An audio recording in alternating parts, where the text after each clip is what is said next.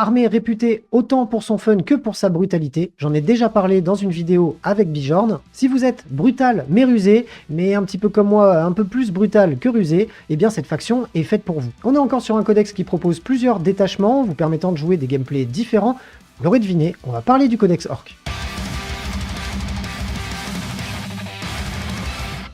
Salut les roommates, mon blast c'est Félix, vous êtes dans la Wargame où on se retrouve aujourd'hui pour une toute nouvelle vidéo concernant le gameplay, les forces et les faiblesses de la faction Orc. Je me répète, mais pour les nouveaux arrivants, ces vidéos n'ont pas pour but de vous pousser vers la méta la plus extrême du jeu, mais de vous donner quelques conseils sur ce que vous devrez faire ou éviter pour commencer une nouvelle armée, ou du moins vous renseigner sur une armée que vous allez bientôt affronter. Et j'invite les très bons joueurs Orc à me donner leur avis dans les commentaires sur ce que j'aurais pu éventuellement oublier dans cette vidéo. Et d'ailleurs, si vous avez envie de commencer la faction Orc, n'hésitez pas à aller consulter cette vidéo.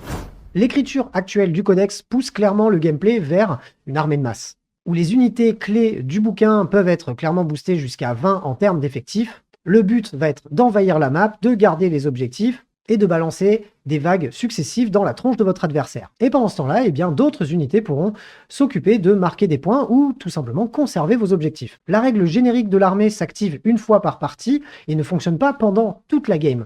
Donc vous devrez faire le bon choix et l'activer au bon moment pour en tirer le meilleur. Si vous ne l'utilisez pas correctement, ou du moins au bon moment, votre armée risque de s'essouffler en termes d'impact et vous risquez de ramer sur le reste de la partie, donc il faudra faire très attention à ça. Puisqu'en plus de perdre en létalité, cette armée va aussi perdre en résilience, puisque le bonus est double lorsqu'on active la WAG, donc il faudra faire vraiment très attention lorsqu'on utilise ce bonus. La faction est mine de rien très orientée vers le corps à corps, même si on a de très bonnes unités de tir.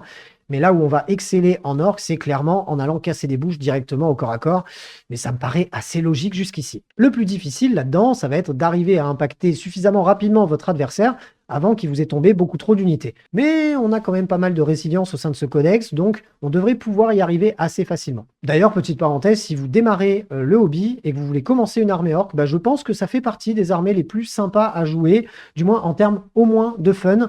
Même si à l'heure actuelle, le codex est un peu pété, selon vos listes, votre adversaire, s'il débute lui aussi, risque de vous en vouloir un peu, mais je pense que dans tous les cas, vous rigolerez bien. Allez, on va d'abord commencer par les points positifs de l'armée orc. Pour moi, leur plus grande force, c'est clairement le fait d'avoir des effectifs assez importants, assez conséquents pour un faible coût en points. Ça, malheureusement, ou heureusement, je ne sais pas, mais en tout cas, je pense qu'il faut s'attendre à ce que ça change dans les prochaines semaines. Et s'il faut, quand cette vidéo sera en ligne, ça aura déjà été nerfé, parce que un pack de 20 boys à 170 points, j'ai quand même du mal à comprendre comment ça a été calculé. Donc c'est une force, mais il faut s'attendre à ce que ça change. La règle d'armée est clairement écrite sur mesure pour les unités les plus fortes du codex.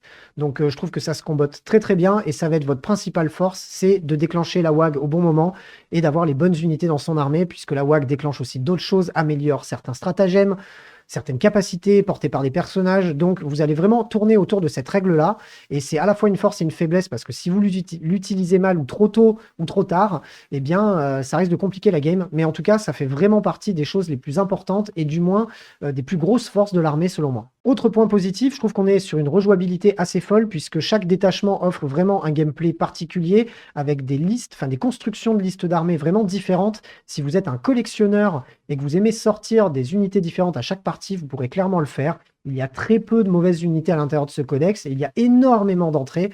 Donc je trouve que sur ça, ça fait vraiment aussi partie des très bons points sur cette armée, sachant que, enfin, moi en tout cas, ça fait partie des choses que je préfère lorsqu'une armée vous offre un gameplay assez riche, parce qu'au niveau de la rejouabilité, c'est toujours plus sympa.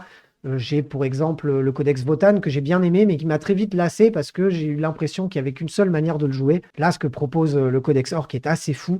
Donc si vous aimez les gameplays bien différents, les détachements avec du caractère et faire des listes à thème, une armée de grottes par exemple, j'en sais rien, ça peut être super rigolo.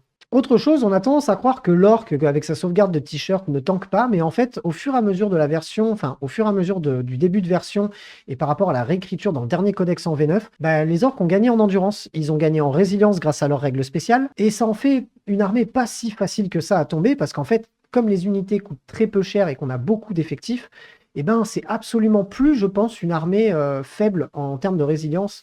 Et quand on met les bons persos dans les bonnes unités, eh ben, on va se rendre compte qu'on va pouvoir tanker quand même pas mal de choses. Et ça peut surprendre votre adversaire, donc grosse force là aussi. Et pour terminer sur les points forts de l'armée, je trouve que tous les personnages ont un impact considérable sur cette armée. Ils sont pas chers, même pour Gaskull, qui est le gros warboss de l'armée. On n'est pas sur des coûts astronomiques. Et ça offre des capacités de tanking et des optimisations, des combos, des synergies qui font que votre armée va être beaucoup plus impactante que si vous n'aviez pas de personnage à son bord. Et en plus, ils vont tous avoir une utilité particulière. Vous aurez clairement envie, je pense, de jouer au moins 4-5 personnages dans cette armée. En parlant de choses positives au sein du Codex Orc, si vous voulez retrouver ma vidéo de top 5 où je vous présente mes 5 unités préférées du Codex, vous pouvez la consulter juste ici. On arrive comme d'habitude sur les faiblesses du codex, puisque il en a, hein, il faut le dire. Selon les listes que vous allez faire, et surtout si vous faites de la liste populeuse avec des boys, votre adversaire, surtout s'il peut prévoir sa partie et faire une liste en fonction, va pouvoir s'en prémunir de manière à rajouter énormément d'armes de tir à saturation de force 6, ou éventuellement des armes qui ont la capacité de faire de la touche létale. Et lorsqu'on multiplie des dreadnoughts avec des gatling, des répulseurs et des choses comme ça, avec beaucoup de tirs, avec les bonnes forces pour impacter votre armée, comme vous allez vous retrouver principalement avec que du Feel No Pain ou de la sauvegarde invulnérable et assez peu élevée, vous allez mourir et il faudra faire très attention à ça. Mais si vous faites du tournoi, comme vous ne savez pas sur quel adversaire vous tombez et qu'il ne connaît pas votre liste, est-ce que tout le monde va vouloir se prémunir du Codex Orc? À voir. Autre chose, en termes de points négatifs, hormis les unités qui ont le mot-clé Gretching, on se retrouve sur une armée qui a une capacité de tir vraiment nullissime. On est sur minimum 5+, voire du 6+, sur certaines armes. Si vous ne faites pas appel au Gretching, clairement, vous n'aurez aucun impact au tir, donc il faut le prendre en compte. C'est une armée de corps à corps. Elle offre des solutions en termes de tir, mais il faut vraiment les choisir et les synergiser, sinon ça risque d'être compliqué. Il faut aussi parler de la règle d'armée, hein, qui est une force, mais qui est aussi une faiblesse, parce que si elle est mal utilisée, elle peut clairement vous tuer votre game.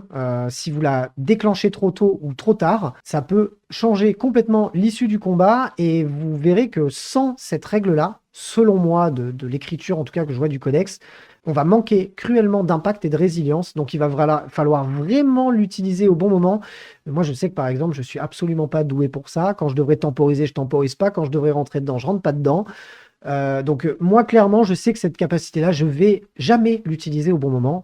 Donc faites attention à ça, c'est quand même une faiblesse. Et une petite dernière, alors celle-ci n'est pas vraiment liée au gameplay, c'est plus lié au modélisme et au transport. Si vous faites des listes orc avec beaucoup de figurines, et ben vous vous retrouvez à déplacer très rapidement 200 figurines, à devoir peindre 200 figurines, et ça peut clairement être quelque chose qui peut couper votre plaisir, et vous empêcher de vous diriger vers ce type d'armée. Si vous n'aimez pas les armées populeuses et que vous n'êtes pas fan de repeindre 18 fois la même figurine, peut-être que l'armée orc n'est pas vraiment faite pour vous. Et d'ailleurs, en parlant de faiblesse, si vous voulez retrouver mon flop 5, le pire du Codex Orc en vidéo, vous pouvez la consulter juste ici.